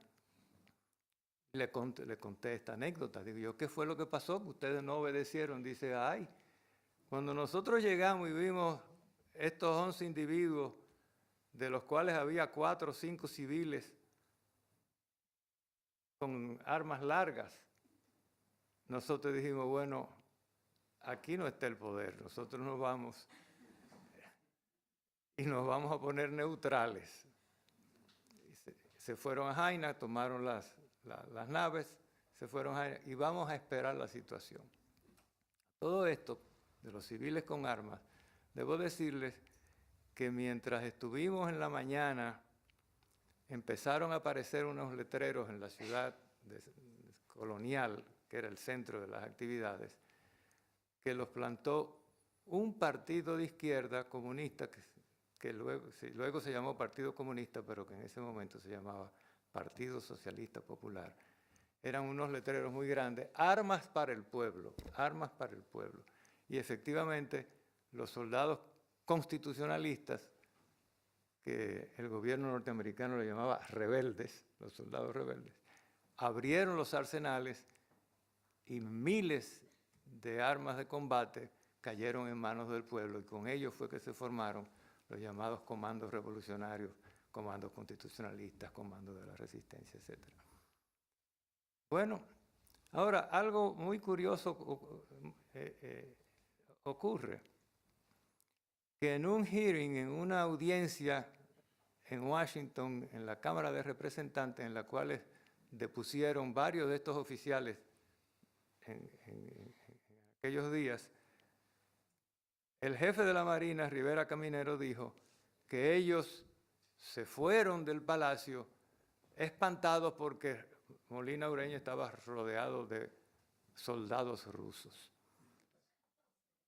Hay un autor que Abe Blomsdorf conoce bien, Piero Gleihese, que tiene un libro que se llama La Esperanza Desgarrada, que es una historia de cómo se llegó justamente a la intervención, en donde él irónicamente dice, sí, Rivera Caminero dijo esto ante el Congreso de los Estados Unidos, pero el único que podía haber parecido ruso era Framoya Pons, un jovencito de 21 años que tenía los ojos claros, etc. Bueno, eso también explica por qué la Marina de Guerra le quita el apoyo al gobierno de Molina Ureña. Y pasaron al otro día, ya lunes, el palacio empieza a llenarse de gente, todos dirigentes del PRD buscando cargos. Ahí fue que yo tuve que trabajar más como mecanógrafo. Porque también en el palacio habían 3 unidades de teletipo y yo me las pasaba yendo al teletipo a recoger las noticias internacionales sobre la revuelta en Santo Domingo para entregársela al presidente Molina Ureña. Así que para el martes ya el el gobierno estaba constituido, pero lo más lejos que nosotros teníamos era que la Marina, en vez de cañonear a San Isidro, empezaría a cañonearnos a nosotros en el palacio. El día anterior, la aviación volvió otra vez y nos lanzó un cohete que rompió el techo de la tercera planta en la esquina sureste, que le abrió un gran boquete. Después, cuando la Marina cañoneó de nuevo, tuvo el acierto de golpear la cúpula y también le abrió un boquete a la cúpula.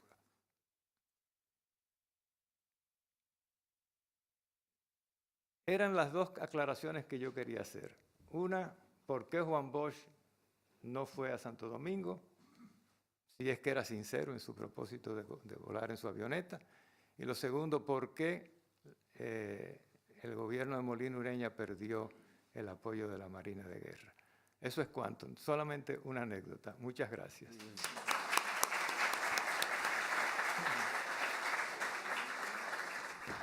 Bueno, pero en esa anécdota que nos ha hecho Fray Moya Pons, hemos descubierto que el gran historiador nacional, al momento de dar decretos, en algún momento fue presidente de la República.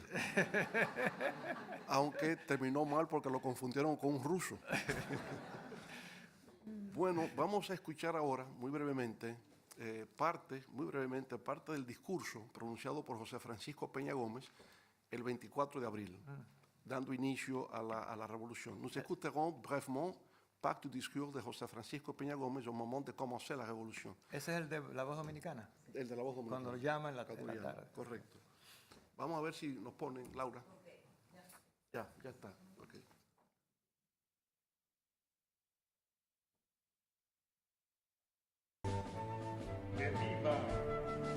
¡Que viva el Partido Revolucionario!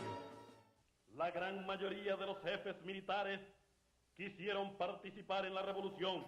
El mismo general Wessing declaró que el jefe de la Fuerza Aérea Dominicana estaba inclinado a respaldar a los constitucionalistas y que tuvo que ser disuelto a punta de pistola. El general Atila Luna Pérez declaró espontáneamente a través de Radio Santo Domingo Televisión que estaba con la revolución. El comodoro Rivera Caminero fue al Palacio Nacional a ponerse a las órdenes del doctor José Rafael Molina Ureña. En la noche del 24 de abril, el general Antonio Inver Barreras fue a la jefatura de Estado Mayor del Ejército, donde habían establecido su mando los jefes militares de la revolución, a ofrecer su colaboración.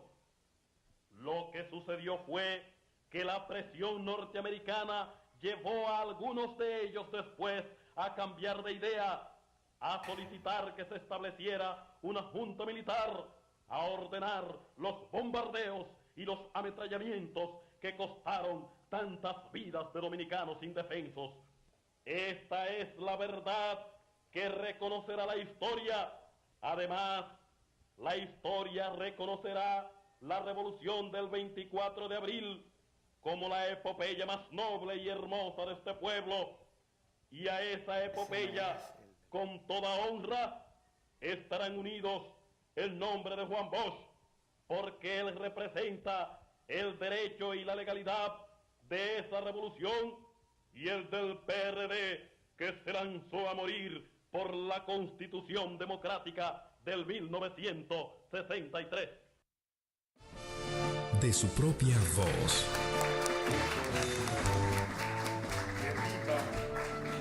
¡Que viva el Partido Revolucionario! Me recuerda Fray Moya Pons que en realidad ese no fue el discurso que pronunció el mismo 24 de abril, sino una narrativa posterior, pero que recoge cómo los acontecimientos se iban presentando.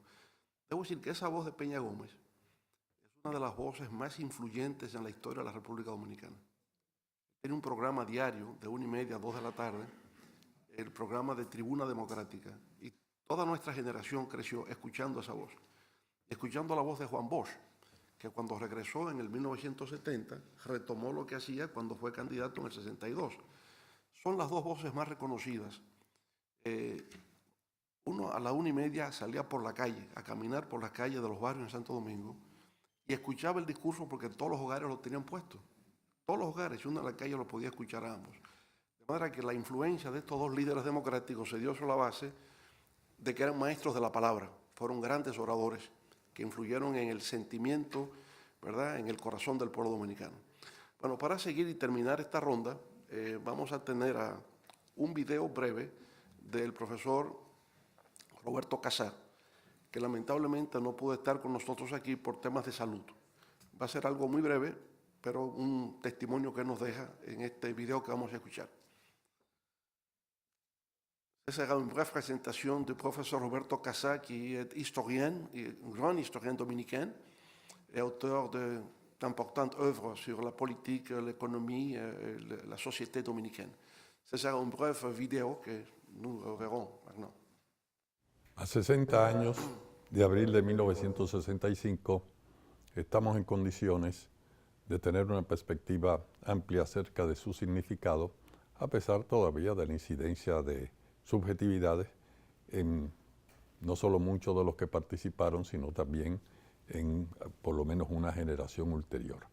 Pero claro, ya el análisis histórico se puede hacer debidamente por la presencia ya de múltiples fuentes, conocimiento sistemático, yo diría que completo, acerca de este magno acontecimiento.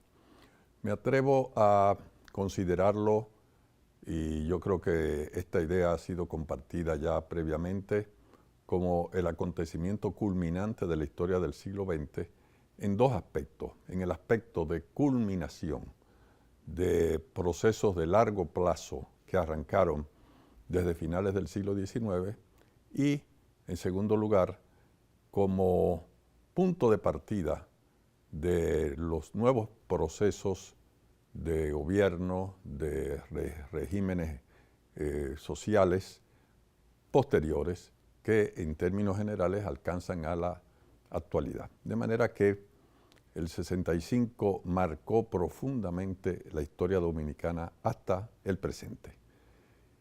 Me refiero primeramente al aspecto de haber constituido una suerte de síntesis de procesos previos. Muestra las características de la modernización capitalista y de los procedimientos políticos que se acompañó desde finales del siglo XIX, cuando comenzó el proceso de fundación de unidades industriales y la acumulación originaria de capital. Este capitalismo dominicano se caracterizó por fuertes debilidades que dieron lugar a la necesidad de el autoritarismo como mecanismo de expansión, de propulsión de estas relaciones de producción. Pero a pesar de esto siguieron caracterizadas por su debilidad y nos encontramos en consecuencia con clases sociales modernas extremadamente débiles en la historia dominicana. Y todo esto dio lugar a la recurrencia de la dictadura como mecanismo necesario para el proceso de modernización. Esto arranca desde el mismo inicio con la dictadura liberal de Ulises Heró en los años ya finales de los años 80 del siglo XIX, tiene un momento fundamental de quiebre con la ocupación militar de Estados Unidos y su culminación en la época de Trujillo. Trujillo, como es bien sabido, recibe un país todavía fundamentalmente atrasado y ya particularmente en la Segunda Guerra Mundial da lugar a una economía cada vez más industrializada, donde el sector capitalista cobra ya la hegemonía. Pero esto se hacía a costa de una opresión extrema de la generalidad de la población, de una miseria generalizada, de un estado de opresión insoportable que estaba llamado a generar fuertes conflictos sociales. Y así sucedió después de la muerte de Trujillo, en que se debatieron problemas fundamentales acerca del devenir futuro de la nación dominicana. una lucha entre lo que podríamos decir un bloque popular, partidario de una democracia política y de reformas sociales a lo sumo avanzadas, y una oligarquía que es a lo sumo la clase dirigente que se conformó o terminó de conformarse en la época de Trujillo, caracterizada sobre todo por su relación casi exclusiva con el sector comercial y terrateniente, porque la modernización estuvo muy representada por la persona de Trujillo y sus allegados. De manera que uno de los puntos principales de este debate radicó en qué hacer con las propiedades de Trujillo. Pero esto no se limitó, por supuesto, a este aspecto, sino que cubrió una gama de problemas en que la burguesía trazada, oligarquía, trataba de mantener privilegios y ganar otros a expensas de los intereses de los sectores populares. Mientras tanto, una movilización de huelgas sociales, de movilizaciones políticas, fue característica de esta etapa. Y esta tentativa de cambios democráticos se produjo durante el gobierno de Bosch, que aupó la Constitución de 1963, la más avanzada de la historia dominicana hasta el presente. Los sectores tradicionales dirigentes no aceptaron una solución fundamentalmente moderada y dieron lugar al golpe de Estado de 1963. El gobierno de Bosch, como es bien sabido, apenas duró 7 meses. Y a partir de ahí los conflictos sociales y políticos se agudizaron en extremo, porque se estaba ante la presencia de un régimen ilegal e ilegítimo que trataba de revertir las conquistas sociales que se habían producido después de la muerte de Trujillo. De manera que a los conflictos previos de largo plazo se agregaron los de corto plazo inmediatos, producto del golpe de Estado de septiembre, de 1963. Y esto da lugar a una polarización sin precedentes, que es la que explica el hecho de abril de 1965. Sobre lo que pasó, ha habido caracterizaciones variadas: revuelta, tentativa de asalto comunista, guerra civil, guerra patria. Yo diría que es un hecho de revolución, pero una revolución truncada, porque el mismo hecho de que se produjera una caída del aparato militar hegemónico, del régimen oligárquico y del aparato militar, ya implicaba un cambio trascendental en la existencia del país. Pero eso sucede a través de una movilización sin precedentes de la población y una participación armada de los segmentos más combativos de esa población, especialmente jóvenes de izquierda, en ya la derrota plena del sector oligárquico. Esto resultaba intolerable para los factores de poder, en primer lugar Estados Unidos, que consideraron que había un peligro comunista, de manera que el hecho de la revolución propiamente se puede datar en cuestión de escasos días, contados días. Era más bien una revolución en potencia, una revolución en inicios de su desarrollo posible, que es frustrada por la intervención de Estados Unidos. Y esta intervención, desde el inicio, traza las pautas principales de lo que va a ser el proceso ulterior en una primera etapa, lo que podemos calificar de contrarrevolución, de tomar las previsiones para que un hecho como el de abril de 1965 no se pudiera reproducir, no se pudiera repetir. Y esto implicó un pacto de nuevo género aupado por los norteamericanos entre las diversas fracciones burguesas, con un plan de modernización económica conservadora. Esa es la clave, una modernización económica, pero siguiendo los lineamientos primero tradicionales y al mismo tiempo bajo control estricto de los factores de poder que habían sido cuestionados. Y para esto se establece un criterio como núcleo rector de esa contrarrevolución, un autoritarismo de nuevo tipo, un autoritarismo sui generis, que se puede decir que se puede calificar a ser equivalente con lo que Marx denominó bonapartismo, que implicaba cesión de los poderes plenos al Ejecutivo. En este caso, Joaquín Balaguer, que delinea una política, por un lado, de incentivo a los sectores modernos y, por el otro lado, de ciertas reformas y de apertura a los sectores populares, especialmente la clase media. Mutatis mutandi, ese lineamiento, a pesar de que cambió de contenidos después de inicio de la democratización de 1978, en sus rasgos fundamentales ha pervivido hasta la fecha.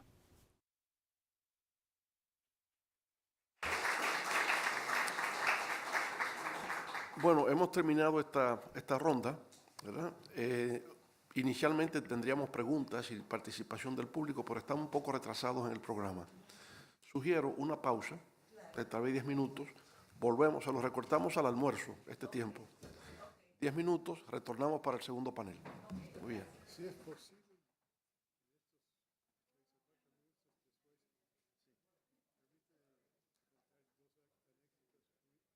Muy breves, porque son un aporte que no, como este, interesante desde el punto de vista De Framoyo Pons. que uno ve. Michelle, ¿cómo tú te...?